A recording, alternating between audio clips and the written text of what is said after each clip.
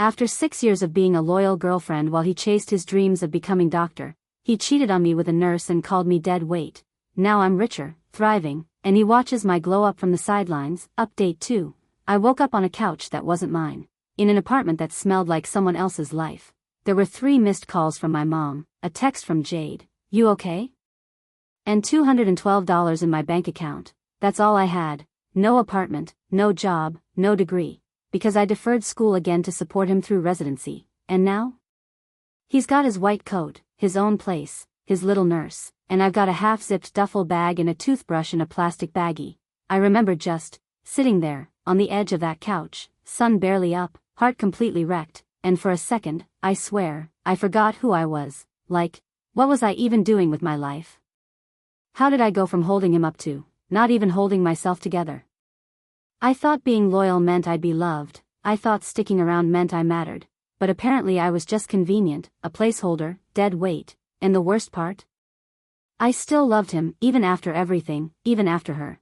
That morning, I didn't cry, I just stared at the wall and thought, this must be what rock bottom feels like, and it was quiet, so quiet, it scared me. He got the apartment, the one I found, the one I cleaned every Sunday like it mattered, the one I filled with candles and takeout and late-night study snacks. He got the lease, the bed, the couch, even though I slept on it more nights than he did, waiting up, wondering if he was okay.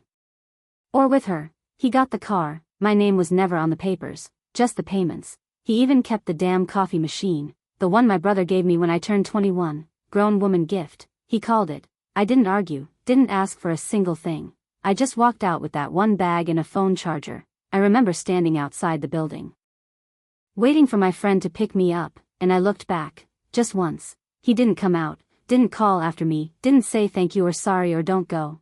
And maybe that's when it really hit me, that I'd built a life I didn't even have a name on, no contract, no ring, no backup plan, just 6 years of love, and receipts that didn't have my name on a single thing. He got the apartment, I got the couch, and silence. I started journaling, just to hear myself think again. Not some aesthetic TikTok journal, I mean, those cheap spiral notebooks from the corner store, the ones with the flimsy covers and that weird chemical paper smell. It was that or scream into a pillow, and I didn't want to scare my friend's dog, or myself, so I wrote. At first, it was just one word per page, sometimes a name, sometimes a question, sometimes just, why, over and over until the ink bled through.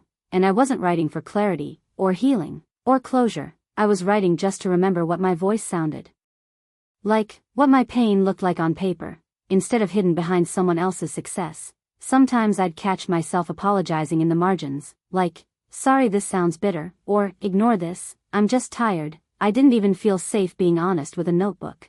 But one night, I wrote, he left, but I stayed gone, and I stopped, stared at the page for a long time, reread it out loud. That was the first time something I wrote felt true. He left, but I stayed gone, and maybe that meant I still had a choice. One night, I don't know why I did it. Maybe I was bored, maybe I was tired of feeling invisible, maybe I just wanted anyone to say, yeah, that's messed up. I was scrolling IG, watching other people's lives sparkle like they hadn't been wrecked, and I opened my notes app where I kept all the journal bits that felt too loud for paper. I copied one line, just one. Don't build a man's future while he's burying yours. That was it. No hashtags. No fancy fonts, just white text on a black background. And I posted it, turned my phone face down, went to brush my teeth. By the time I came back, it had already started. Likes, comments, shares. At first, I thought it was a glitch. Like, how? I only had, 300 followers, mostly girls from high school and 2 of my cousins. But it was real. People were tagging friends, leaving paragraphs. One girl wrote, "Holy shit. I needed this." I thought I was the only one, and that broke something in me. Because I wasn't trying to be deep, or inspirational, I was just bleeding out loud. But suddenly, my pain wasn't just mine anymore, it was ours. And for the first time in months, I didn't feel crazy, I felt heard, I felt real, still. It scared me, because if strangers could see me that clearly, what else were they going to find? And then, the DMs started, actual strangers messaging me, asking, "Do you do coaching? Do you have a course? Can I book a session with you?" And I just stared at my phone, what? Me? I didn't even have health insurance. I was Googling how to treat anxiety without a therapist and making dinner with canned beans and dollar rice. Coach? That felt like a joke. But I didn't delete the messages, didn't ignore them either. I started looking stuff up, like, obsessively. What is coaching? What certifications do people get? Can you even make money doing this? And I went down the rabbit hole, watched YouTube videos, downloaded PDFs, found free webinars with questionable audio and took notes like my life depended on it, because maybe it did, maybe this was the thing, not because I was qualified, but because I survived. And people, they were hungry for that, not perfection, just proof it's possible to crawl out of the wreckage. I didn't have a plan, I didn't even have a laptop, just a cracked phone screen and a notebook full of pain, but I had this weird little voice in my gut saying, what if this is the start of something? And for once, I didn't ignore her. I built a brand out of the ugliest season of my life. No investors, no fancy equipment, just me, a Wi-Fi signal, and a $14 Canva Pro trial. I started small, journal prompts, affirmations that didn't sound like lies, healing templates for breakups, stuff I needed when I thought I wouldn't survive.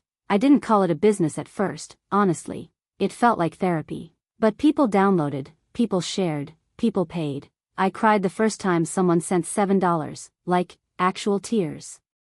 Because that was dinner, that was proof, that I wasn't crazy for thinking pain could become purpose. And slowly, the shame started to shift. I wasn't the girl who got left, I was the girl who didn't stay broken. Still, I was scared every second, every launch felt like a gamble, every post felt like a risk. But I kept showing up, because even if I failed, at least I was mine again. He took my future, so I made a new one. Out of scraps, out of survival, out of spite, maybe, and I'll be honest. Sometimes spite works better than therapy. I still remember the day the email came through. It was 2 a.m., I was sitting on Jade's couch, wearing the same hoodie I cried in, staring at my screen like, this can't be real. A wellness brand I'd tagged once, just once, wanted to partner, said they loved my journaling templates, wanted to do a feature, a paid feature. I read the email 3 times, refreshed the page, checked the sender, checked again, and then I just started laughing, not like, haha funny, more like, dizzy, can't breathe kind of laugh, the laugh that comes after months of crying in secret, because the girl he called dead weight, just landed a deal worth more than his first-year residency salary. I didn't even tell anyone at first. I was scared I'd jinx it, like maybe the universe had finally noticed me, and I didn't want to scare it off.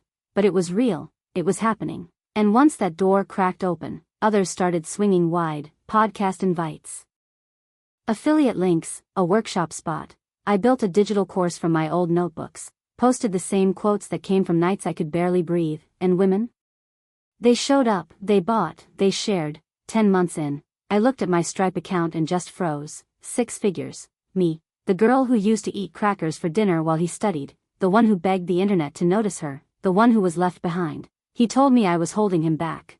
But maybe I was never dead weight. Maybe I was just carrying him. And the worst part is, he'll never admit that, not even to himself. It was late again. I was up working on content, answering DMs, trying to keep up with everything this little, deadweight brand had become. I opened Instagram, just out of habit, and there it was, a notification. At Dr. Mama commented, still rooting for you, _ and my whole body just stopped. It was her, his mom, the one who used to call me Mwana Wanji, the one who held my hand when I got food poisoning that one Christmas, who hugged me harder than he ever did when I graduated community college, the one who said I was the only one who really saw him.